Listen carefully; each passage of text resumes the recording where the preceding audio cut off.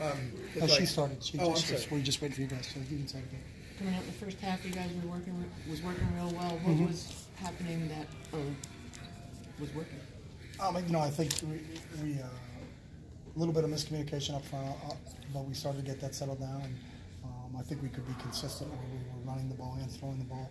We weren't really just in one phase of the game, so I think we were a little bit balanced on the offensive side of the ball, and that helped us out. So. Then what changed in the second half? We couldn't sustain offensively, and we need to stay on the field a little bit longer. I think we left our defense out in the field too long. Some of those drives that Colorado put together in the second half, after us going down scoring, we get up 16-14, but we just couldn't sustain our offensive consistency in the second half. There were two drives that Colorado ended up scoring on that were prolonged by personal fouls that were negated sacks. Is that tough to take as a coach? Yeah, when they're self-inflicted wounds, it's something that we do, and it's in our control. And then obviously against a good team like Colorado, you can't let them stay extended. The first two times they scored in the first half, those drives got extended because of penalties. So. We got to make sure that we're playing with emotion, not letting emotion play with us, and understanding that we got an opportunity to get them off the field. We got to get them off the field, so we can't be shooting ourselves in the foot in the penalty game. That's something that we have to really clean up. How did you feel Dorian did tonight? I'd have to look at the film to get everything, but I thought, for what we're asking him to do, I thought he did a good job. Was Wilton available to play? Yes, Wilton was available to play. So what went into your decision to go with Dorian? But Dorian gave us the best chance tonight. How do you think Boss did?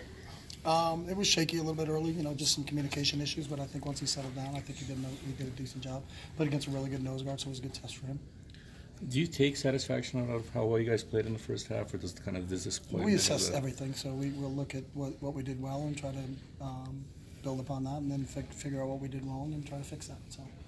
What did Boss show you during practice to be able to get into that starting lineup? There's some physicality with him. I think he's got a little more experience. We bumped Chris out the guard. We knew we were going to play against a bigger guy tonight. That's one of the bigger noses that you're going to face in this league, so we felt like we had a little bit better anchor in there. But I thought Chris did a good job at guard for us, though.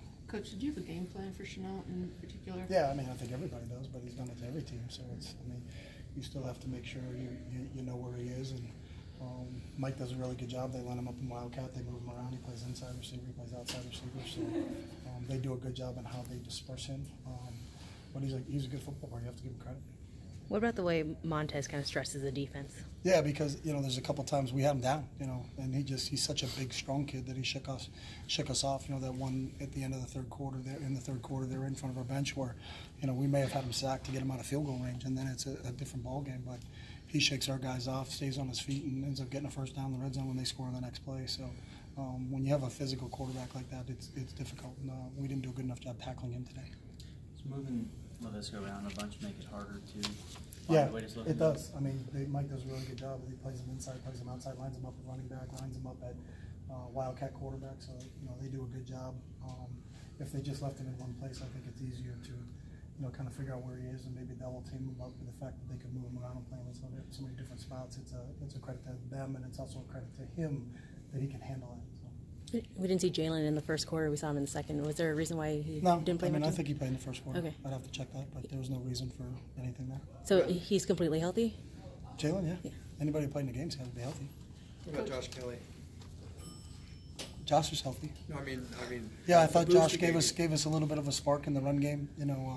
There were some physical runs that I think he had to make, and I think Josh did it and kind of came out the other side. So it was good to see him, as he's starting to get acclimated in terms of what we're doing. He practiced really well this past week, so I was happy to see Josh and his performance. Coach, what do you tell your team after a game like this? That it's in the details. It's the little teeny things that we have to. There's some good things that we can improve upon, but the penalties are hurting us, and we can't live with those and expect to beat a really good football team. And that's what I think Colorado is right now. Mike's done such a nice job here, so we've got to continue to continue to improve. We got knocked down, but we're not going to stay down. We're going to get back up, and we're going to get ready for our next opponent. The losing, do you feel at all that it's weighing on your team at all, or you personally? Well, it should, no. That's life. You got nothing. You had no choice for it. No one feels bad for it. So we got to get up and get ready to go play again. I don't think our next opponent's going to say, "Oh, they lost, so let's take it easy on them." No, they're going to be ready to play, and we have to be ready to play. Worry about the guys losing focus at it. I hope not. I hope not. That's not the type of guys that I've seen since I've been here. So, They compete, they come to practice, and they train really hard. So. Coach, sorry, might not have heard. What did you think of Thompson Robinson's performance? I thought he did a decent job. You know, I think Dorian, you know, the thing that impresses me the most about him when he sees something that's new, and sometimes people throw new things at you when you're a freshman quarterback, and I think they try to throw some different things at him. But once he picks it up and we explain it to him, then he's really good after that. So you know, I continue to see him improve each week, and I'm really happy with Dorian. Do you think this team is close to just putting it all in line? Yeah, I hope so. You know, but again, you got to go back to work. It's not just a magic switch that you flip. It's just this game's about who works at it and who trains hard.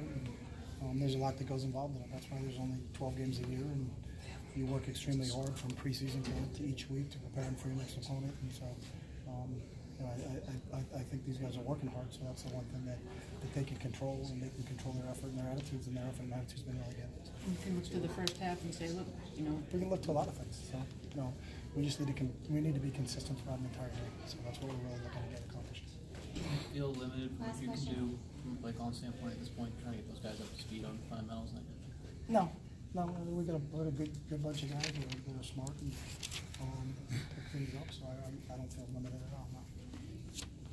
Thanks. All right, guys. Thank you.